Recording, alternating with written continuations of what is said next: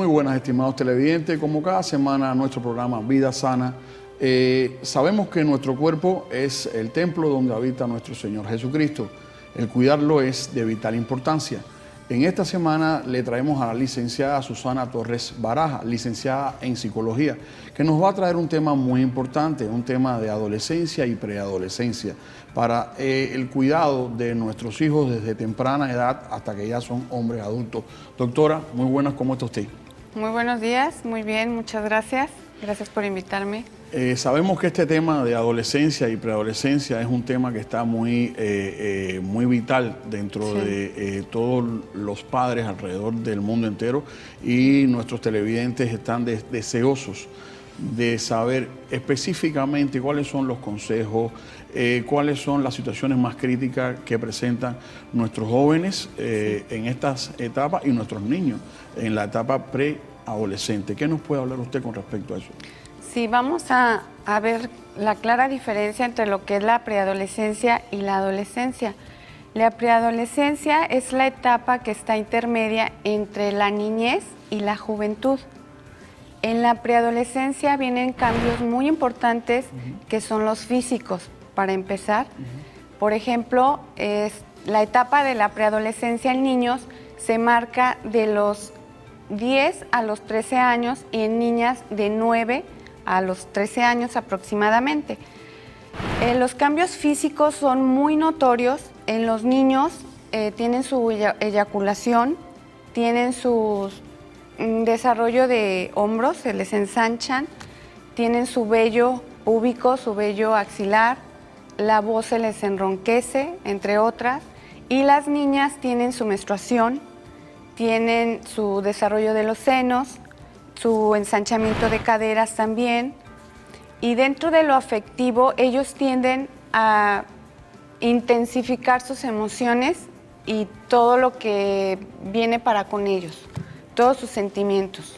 Doctora, esto es un tema que muchas veces los padres no hablan con sus hijos. Es un poco un tema tabú. ¿A qué se debe esto? A los niños, como están en esa etapa de que no dejan de ser niños para ser jóvenes, les da pena, primero. Segundo, es la malinformación que tienen con otros compañeritos, ¿sí? De que empiezan con la información negativa de hacerlo morboso, todo lo que ven, todo lo que sienten. Igualmente, las bases familiares son las que cuentan mucho. En la adolescencia, me voy a brincar un poquito a lo que es la adolescencia, ya se marca la identificación del joven. Es donde comienza a definir su personalidad, sus gustos, sus hábitos, e igualmente le agrada lo que es la sexualidad. Se viene marcada bien lo que son sus sentimientos sexuales y buscar su pareja, ¿sí? Entonces, si nosotros antes de la preadolescencia comenzamos a darles una base de valores, y lo más importante es la comunicación durante el proceso de la preadolescencia, que es cuando vienen los altos y bajos de todas esas emociones, el miedo de que le están saliendo el vello y todo eso. Vamos a tener jóvenes seguros, vamos a tener jóvenes con una visión diferente, con una visión buena y positiva, ¿sí? Que si tú desde chicos, como padre, no les haces caso porque son niños, que es lo que se marca mucho, déjalo, es niño, no le hagas caso, o está en la adolescencia, lo marcan mucho. No es así. Si tú no le haces caso a tu hijo, si tú no le pones atención, si no le marcas bien lo que son las tablas de valores, una tabla se va a mover y se va a tender para hacia un lado. Cuando están en la preadolescencia, esa búsqueda de ser entre que responsables y no responsables, porque tienen que dejar de ser niños, ¿sí? Es una lucha constante con uno mismo. Entonces, ¿qué pasa? Los niños buscan sus pares y es donde viene la desinformación. En la adolescencia, tú ya traes toda esa información negativa que la traes acumulando, y cualquier evento, por ejemplo, alguna fiesta, alguna situación de algún compañero, ya en la adolescencia, en la juventud, es más fácil que te jale, por ejemplo, para invitarte al cigarro, a la droga y para vicios. Entonces, si tú como padre no hablas, no respetas y no amas, vas a tener en la sociedad un delincuente. Ya. ¿Sí? Muchos padres a veces se quejan de que producto de las situaciones laborales que presenta hoy en día, sabemos perfectamente que se vive una vida bastante agitada con respecto a los trabajos, los tiempos, etc. Y se quejan que esto es el justificante por el cual ellos no se han podido sentar con su hijo. ¿Esto es válido o siempre hay un momento para conversar con un joven o un niño que está llegando a esta etapa de adolescente? Bueno, la sociedad nos ha demandado que trabajen ambos padres, ¿sí? No es justificación, porque puede ser poco tiempo, pero puede ser muy valioso, ¿sí?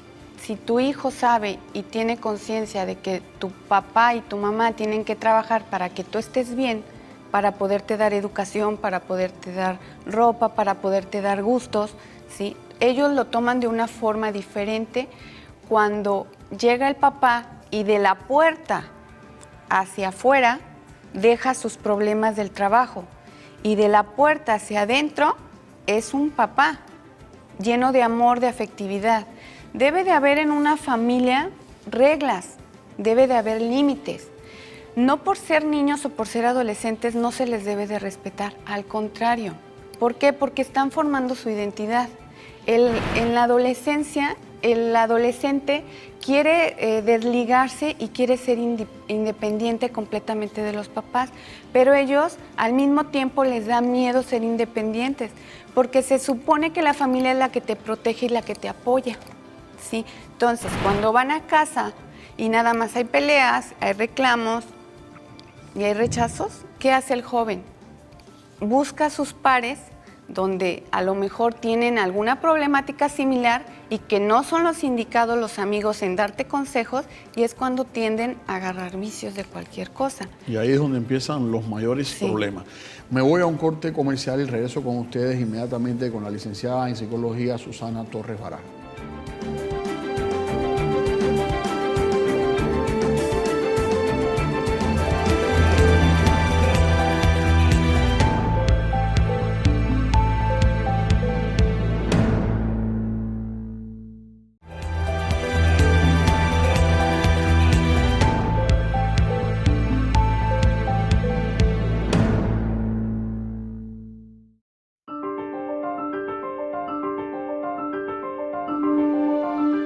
Estimados televidentes, y regresamos con la licenciada en psicología Susana Torres Baraja, que nos está hablando hoy de un tema súper importante para nuestra familia, la adolescencia y la preadolescencia.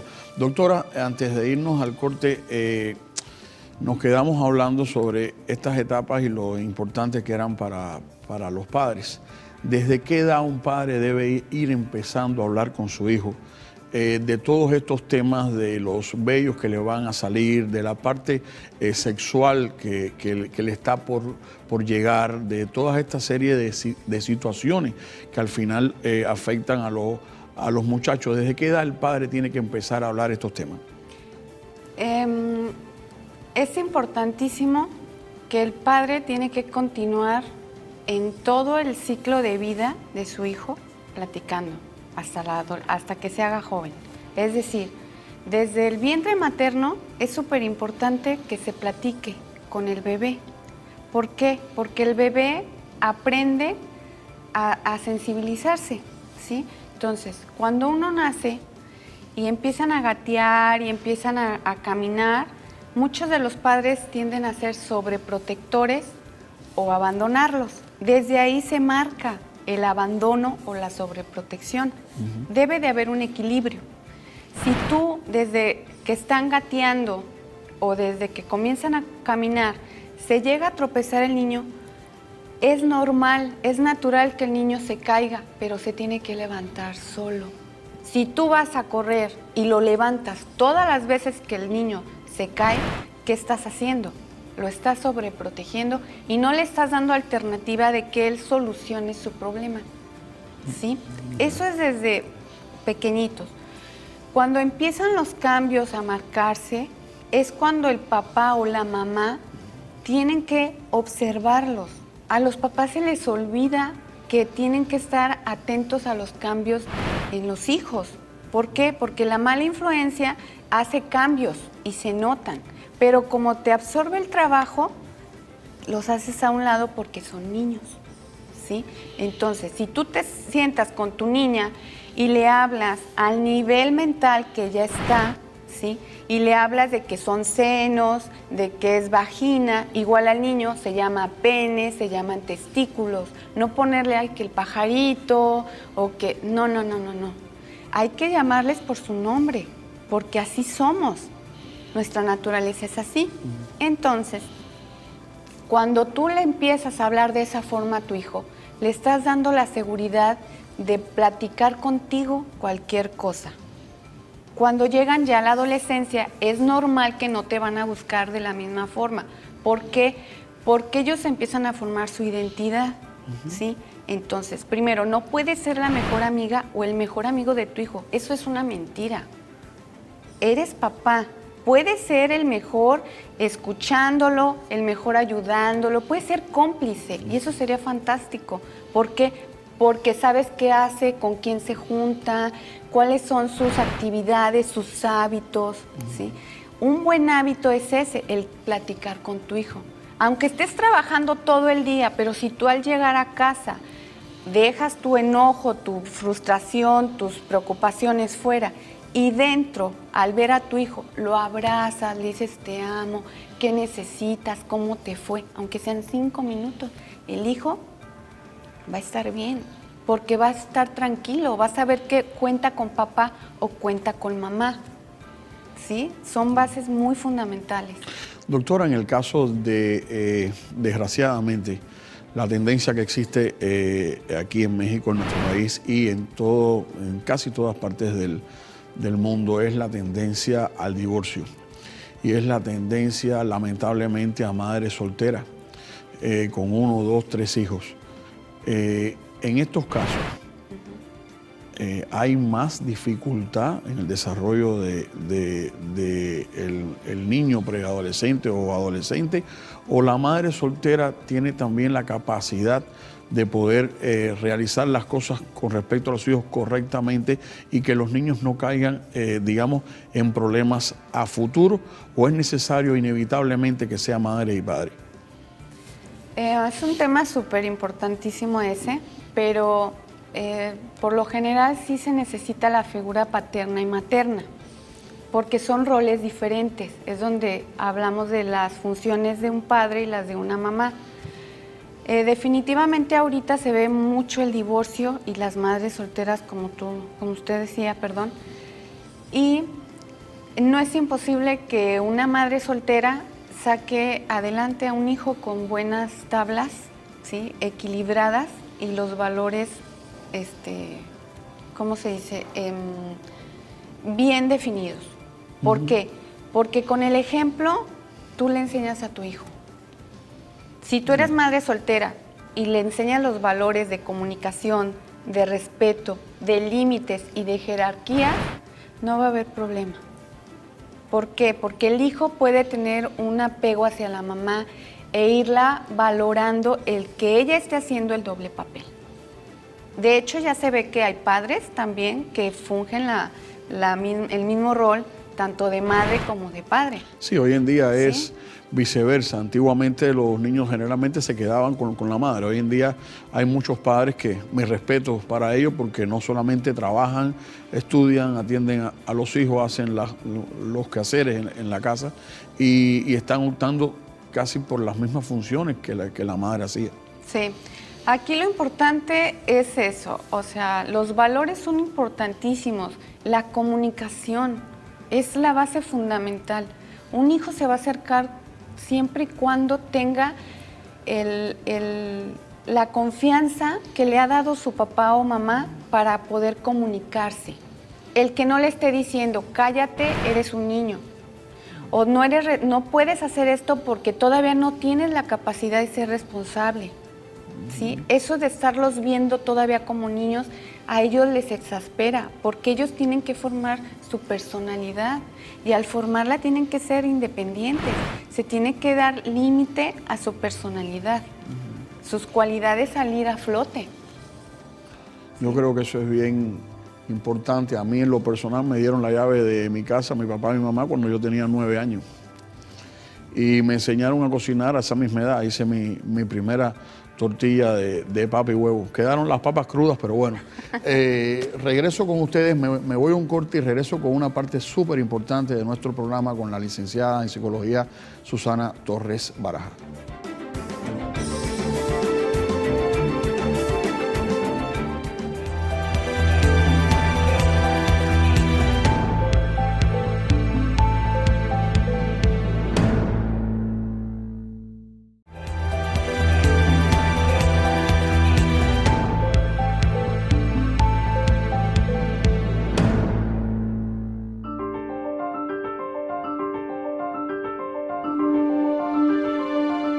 Y regresamos con la licenciada en psicología Susana Torres Baraja, que nos está hablando de un tema súper importantísimo para nuestra familia y para todos nuestros televidentes.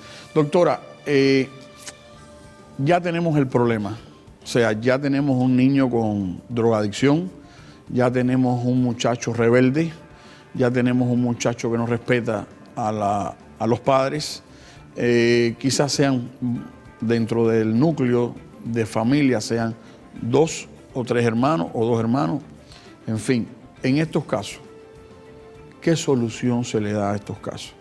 ¿Cuál sería el proceso? ¿Qué tendría que hacer una madre o un padre que ya se encuentra, ya se le fue estas etapas y se encuentra frente a una situación difícil con su hijo o con su hija? ¿Qué podemos hacer? Primeramente, el padre de familia debe de aceptar que tiene un problema. El hijo es el síntoma, solamente. Es el reflejo de los errores que como padres cometemos. ¿Sí? Si ya está el problema entonces, y yo lo acepto como padre, entonces voy y busco ayuda profesional.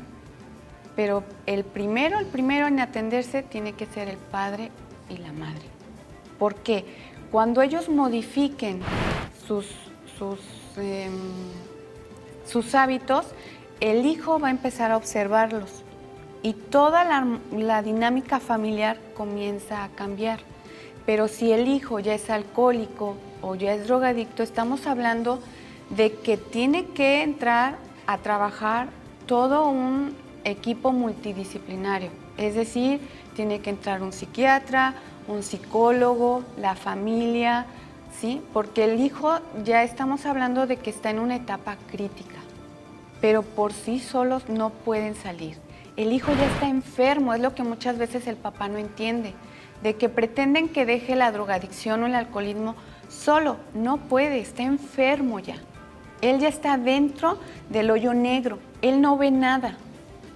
Y aparte, todavía el padre lo humilla, le grita, lo golpea, creyendo que así va a solucionar las cosas. Así no se solucionan, al contrario, va a agravar toda la situación. Entonces, lo primero es aceptarlo e ir con alguien que esté indicado para poder ayudar en conjunto y que puedan salir adelante. Un tema que me han enviado cuando anunciamos esta entrevista es el castigo. O sea, muchos padres plantean de que le doy una buena zurra o le doy una buena nalgada al niño. Otros plantean que lo siento en una silla por 4 horas, es mejor que darle una nalgada.